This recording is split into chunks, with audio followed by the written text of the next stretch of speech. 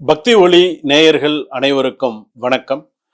அடுத்ததாக நாம் தெரிந்து கொள்ளக்கூடியது மார்கழி மாதத்திலே வரக்கூடிய கூடாரவள்ளி என்று சொல்லக்கூடிய நிகழ்வு. சாமி, கூடாரவள்ளின்னா என்ன, அந்த விஷயம்னா என்ன, அது என்ன செய்வாங்க அப்படிங்கிறது சில விஷயங்கள் எல்லாம் தெரிஞ்சுக்கணும். இந்த கூடாரவள்ளி அப்படிங்கிறது பார்த்தீங்கன்னா மார்கழி மாசத்துல வரக்கூடிய ஒரு நாள். குறிப்பாக அதை நம்ம சொல்லணும் அப்படின்னு சொன்னா மார்கழி மாசம் 27ஆம் தேதி கிட்ட வரும். இப்ப இந்த கூடாரவள்ளி அப்படின்னு சொல்லும்பொழுது மார்கழி மாதம் 27ஆம் தேதி, ஆங்கிலத்துல பாத்தீங்க அப்படின்னு சொன்னா ஜனவரி மாதம் 11ஆம் தேதி இந்த கூடாரவள்ளி அப்படிங்கிறது மிக சிறப்பான ஒன்று. இது பாத்தீங்க அப்படின்னு சொன்னா வைஷ்ணவ திருத்தலங்கள்ல மிக மிக மிக மிக மிக சிறப்பான முறையில இந்த கூடாரவள்ளி அப்படிங்கிறது சிறப்பாக செய்வார்கள். அன்றைய தினம் கூடாரவள்ளி தினத்துல ஆண்டாளை நாம் தரிசித்தால் மனம் போல மாங்கல்யம் அமையும். நீங்க எப்படி நினைக்கிறீங்களோ அந்த மாதிரி மாங்கல்யம் அமையும். ஒரு பொண்ணுக்கு அதுதானே முக்கியம். ஒரு பொண்ணு, ஒரு கல்யாணம் ஆகல, ஒரு 22 வயசு 23 வயசு ஆயிடுத்தனாலே அவங்க அம்மா அப்பாவுக்கு ஒரு கவலை வந்துடும். நம்ம பொண்ணை எப்படியாவது கல்யாணம் பண்ணி கொடுக்கணும், எப்படியாவது கரை சேர்க்கணும், நல்ல இடத்துல கல்யாணம் பண்ணி கொடுக்கணும், போற இடத்துல அந்த பொண்ணு சந்தோஷமா இருக்கணும். எல்லா ஒரு அம்மா அப்பாவுக்கும் இருக்கக்கூடிய ஒரு விஷயம் தானே. அப்போ அது மனம் போல மாங்கல்யம், அந்த பொண்ணுக்கு மனசுக்கு பிடித்த கணவர் அமையணும், அந்த திருமண வாழ்க்கை அப்படிங்கிறது மேல மேல சிறப்பாக இருக்கணும். அதற்கு அந்த நாள்ல தான் அவங்க சொல்றாங்க, கூடாரவள்ளியில ஆண்டாளை தரிசனித்தால் மனம் போல மாங்கல்யம் அந்த அம்பாள் கொடுப்பா, அந்த ஆண்டாள் கொடுக்கறதா ஐதீகம். மனம் போல மாங்கல்யம் அப்படின்னு சொல்லுவாங்க. அதுவும் இந்த மார்கழி மாசத்துல அது ஒரு சிறப்பான ஒரு நாளாக பார்க்கப்படுகிறது. மாதங்கள்ல சிறப்பான மாதம் எது? தனுர் மாசத்தை ரொம்ப சிறப்பாக சொல்லுவாங்க, ரொம்ப சிறப்பாக சொல்லுவாங்க. எல்லா வைஷ்ணவ திருத்தலங்கள்ல எல்லா இடத்துலையும் பாத்தீங்கன்னா பாடல் பாடுறதுல இருந்து செய்யக்கூடியதுல இருந்து வைஷ்ணவ திருத்தலங்கள்ல அவ்வளோ ஒரு விசேஷமா இருக்கும். கொஞ்சம் நெஞ்சம்லாம் கிடையாது. விடைய காலையில யார் யாரெல்லாம் 4 மணிக்கு போய் சுவாமி தரிசனத்துக்கு தன்னுடைய தூக்கத்தை கலைத்து அந்த நாள்ல போய் அந்த சுவாமியை தரிசனம் பண்றதெல்லாம் பெரிய விஷயம். எத்தனை பேர் நீங்க போறீங்கன்னு தெரியாது. ஆனா நீங்க எத்தனை பேர் போய் அந்த சுவாமி அதிகாலையில போய் அந்த பெருமாளை தரிசனம் பண்றவாளுக்கு அவ்வளோ ஒரு விசேஷமானது. அப்படிலாம் இருக்கக்கூடிய நாள்ல இது பாத்தீங்கன்னா பிரம்ம முகூர்த்தம் அப்படின்னு சொல்லுவாங்க. இந்த பிரம்ம முகூர்த்த நேரத்துல எழுந்து பக்தியுடன் இறைவனை வழிபடுகிறார்களோ, அந்த நாள்ல வழிபடுகிறார்களோ 1000 ஆண்டுகள் பகவானை தரிசனம் செய்த ஒரு பலன் கிடைக்கிறது அப்படின்னு சொல்றாங்க. 1000 ஆண்டுகள் தரிசனம் செய்த பலன் கிடைக்கிறதா. இந்த தனுர் மாசத்துல பிரம்ம முகூர்த்தத்துல பெருமாளை தரிசனம் செய்யறது அப்படிங்கிறது சாதாரண விஷயம் கிடையாது.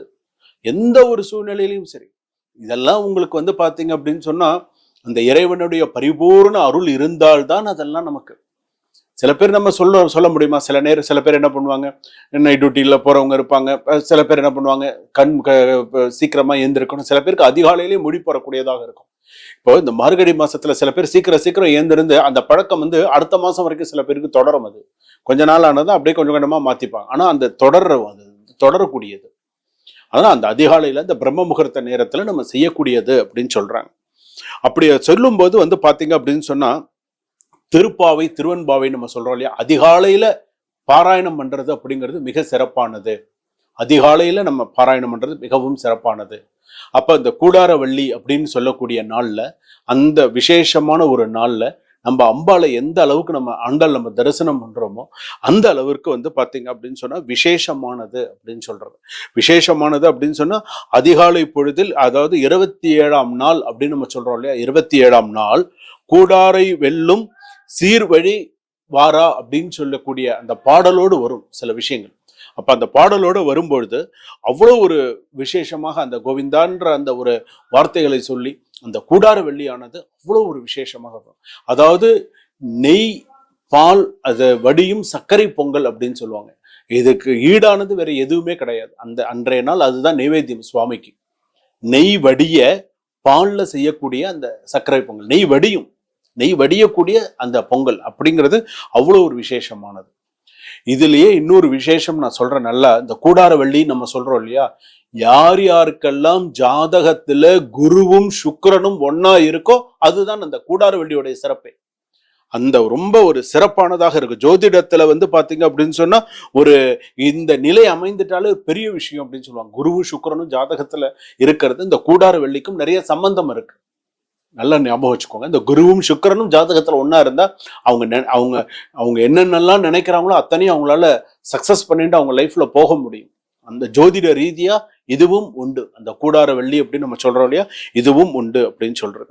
அதே போல இப்படிப்பட்ட நாள்ல நம்ம எந்த அளவுக்கு நம்ம செய்யறோம், எந்த அளவுக்கு நம்ம வந்து அந்த ஆண்டாள் தரிசனம் பண்றோம் அப்படிங்கிறது மிக முக்கியமானது. அன்றைய நாள்ல கூடார வெள்ளி என்று சொல்லக்கூடிய அந்த நாள்ல நம்ம சிறப்பான முறையில அந்த ஆண்டாள் தரிசனம் செய்து அதிகாலை பொழுதிலேயே இருந்திருந்து திருப்பாவை திருவெண்பாவை சொல்லி அந்த கூடார வெள்ளி அந்த அம்பாளுக்கு அந்த பொங்கல் நைவேத்தியம் செய்து மனமுருக பிரார்த்தனை செய்து, அதுவும் முக்கியமா உங்க ஜாதகத்துல நீங்க எடுத்து பாருங்க, குருவும் சுக்கிரனும் ஒன்னா இருக்கு அப்படின்னு சொன்னா நீங்க ரொம்ப கொடுத்து வச்சவங்க. நீங்க ரொம்ப மிகுந்த உங்களுக்கு அதை விட ஒரு பெரிய பாக்கியம் வேற எதுவுமே கிடையாது.